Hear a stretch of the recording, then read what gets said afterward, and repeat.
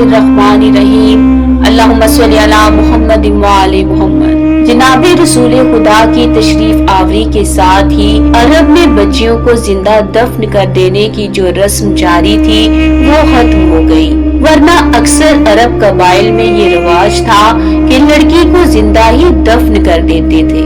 कुरान करीम में है उनका हाल ये है कि उनमें से किसी को बेटी की विलादत की खबर दी जाती है तो उसका चेहरा स्याह हो जाता है, गुस्सा पीने वाली कैफियत होती है, लोगों से छुपता फिरता है कि लोग मुझे ताना देंगे कि तेरे घर बेटी पैदा हो गई है, और इस गम में पड़ा रहता है कि जिल्लत बर्दाश्त करके बच्ची को जिंदा रखे या इज्जत के साथ उसको जिंदा दफन कर दे।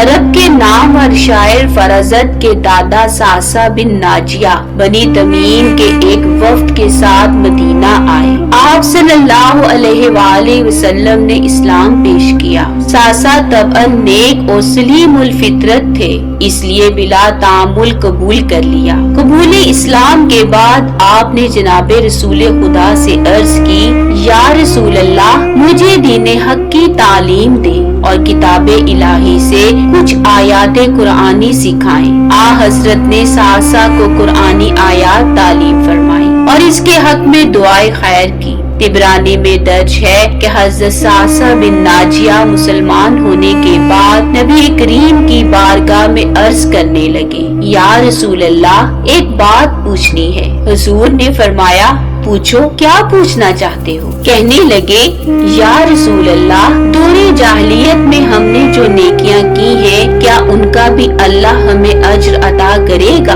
क्या वो नेकियां भी अल्लाह की बारगाह में सवाब के लायक होंगी? तो नबी करीम ने फरमाया, ऐ सासा, तूने ऐसी क्या नेकी की जिसके बदले तू अल्लाह से अज्र सवाब की उम्मीद रखता है? सासा कहने लगे, या रसूल अल्लाह, एक दिन का जिक्र है कि मेरे 2 कीमती ऊंट गुम हो गए थे। मैं अपने तीसरे ऊंट पर बैठकर अपने दोनों ऊंटों को ढूंढने निकला। मुझे लग रहा था कि शायद अब मुझे मेरे गुमशुदा ऊंट ना मिले। मैं अपने ऊंटों को ढूंढते ढूंढते जंगल के उस पार निकल गया जहाँ पुरानी आबादी थी। वहाँ मैंने देखा कि मेरे दोनों ऊंट एक जगह चर रहे हैं और एक बूढ़ा आदमी उनकी निगरानी कर रहा है। मैं उसके करीब गया, उसे सलाम किया और उसे बताया कि ये दोनों ऊंट मेरे हैं। बूढ़ा आदमी कहने लगा, ये तो चरते चरते यहाँ आ गए थे, अगर ये तुम्हारे हैं तो ले जाओ।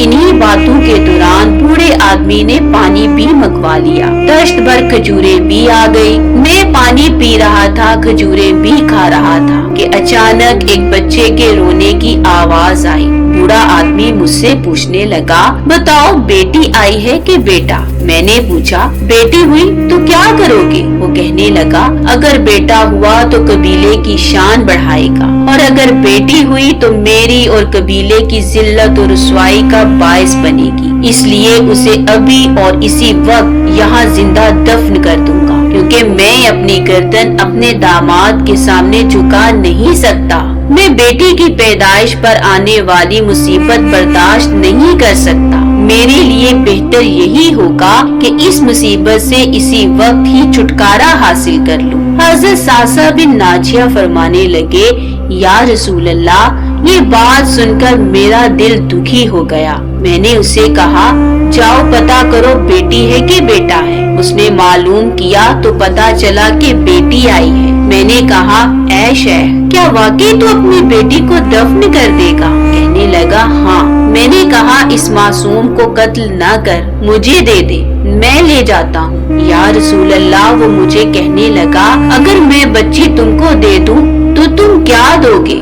मैंने कहा, तुम मेरे 2 ऊंट रख लो और बदले में मुझे बच्ची दे दो। कहने लगा, नहीं, 2 नहीं, ये ऊंट जिस पर तू बैठ के आया है ये भी मुझे दोगे तो बच्ची तुझे दे दूंगा। हजरत सासा ने उस बूढ़े से कहा कि एक आदमी मेरे साथ भेजो ताकि मुझे घर छोड़ आए, मैं ये ऊंट उसे वापस दे देता हूँ। حضرت ساسا نے بات جاری رکھی، یا رسول اللہ، میں نے 3 اونٹ دے کر وہ بچی لے لی۔ اس بچی کو لا کے میں نے اپنی کنیز کو دیا، وہ اسے دودھ پلاتی۔ یا رسول اللہ، وہ بچی میری داڑھی کے بالوں سے کھیلتی، وہ میرے سینے سے لگتی، مجھ سے پیار کرتی۔ حضور، پھر مجھے نیکی کا چسکا لگ گیا۔ پھر میں ڈھونڈنے لگا کہ کون سا قبیلہ بچیاں دفن کرتا ہے۔ یا رسول اللہ، میں 3 اونٹ دے کے بچی اپنے ساتھ لے آتا۔ یا رسول اللہ، اس طرح میں نے 360 بچیوں کی جان بچائی۔ اس وقت میری حویلی میں